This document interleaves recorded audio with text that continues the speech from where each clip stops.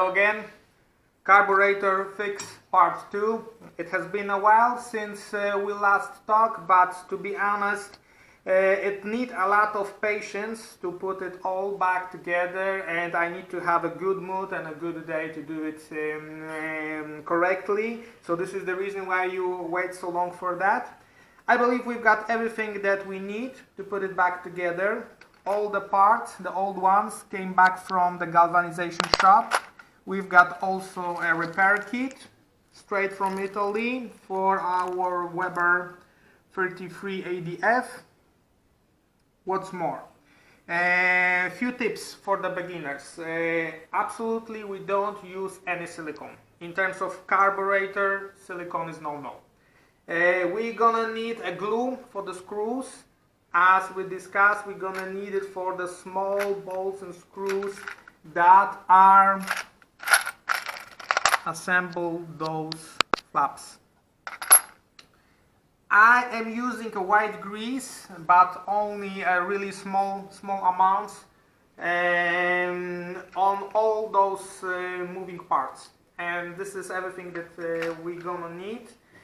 In terms of cleaning, there are a group of parts, really small ones or not metallic, that I am not giving away to the galvanization shop because I'm afraid they will lose it. I'm using just a brake cleaner for them to polish them, for cleaning them up, and that's the idea.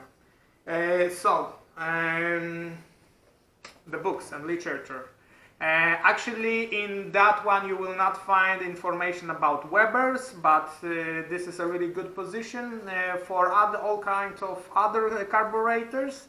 The funny story is that our local library wanted to rubbish it, and I just took it for free. So this is a kind of literature that is worth to collect. I've got it more than 10 years, I believe, right now, so it is worth to collect that. But don't worry at all.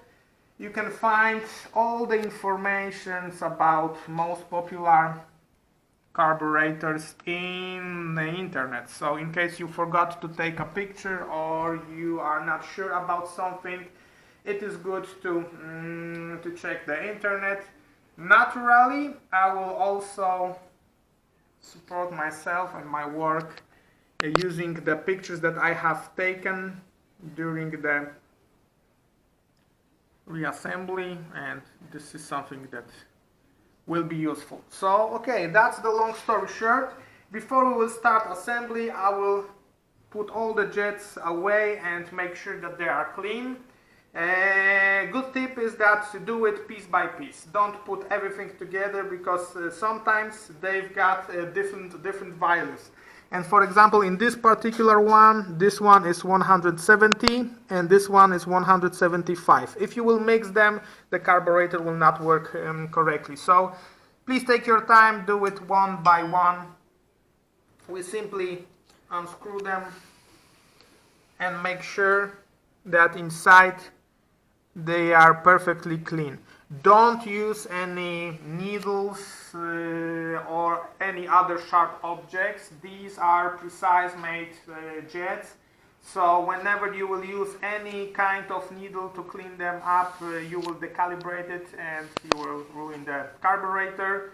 During one of my first carburetor fix, I was using a small needle to clean those jets. And of course I decalibrated, and then the fuel was dropping bit by bit and the carburetor was working not correctly. So we don't use any tools, just a chemistry like brake cleaner. I strongly recommend to do it that way. It works really nice. So before we will start everything putting back together, I will just clean that up. As you could see, just put in here. Make sure that entire nozzle is clean inside. Whenever it will be clean, I will just put it back together. Some of them we've got some of them a new replacement. That's also good news. and that's the idea. I will also put everything back together as it was before we put everything into the one box, and we will start working. Don't bother to select all the pieces in separate bags, because naturally in galvanization shop they will put everything into one basket, so there is no point to do that. So long story short, we'll be right back.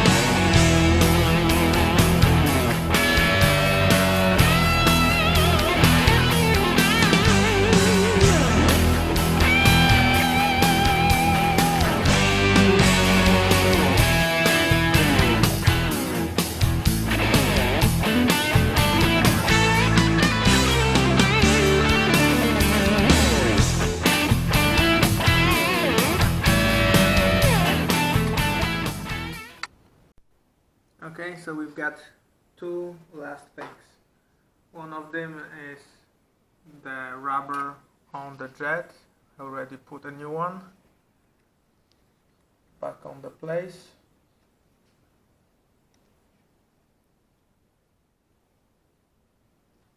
Okay.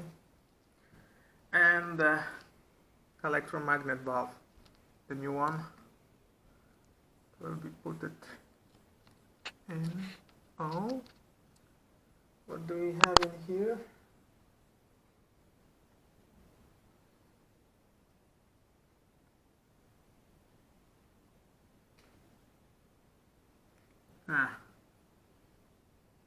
They've got different. Okay, so until the new one will be installed, we need to replace that one. We'll put that one in here just to be sure that entire carburetor is ready. As you can see, all the steels, all the brackets, they are new. Everything works as it should work.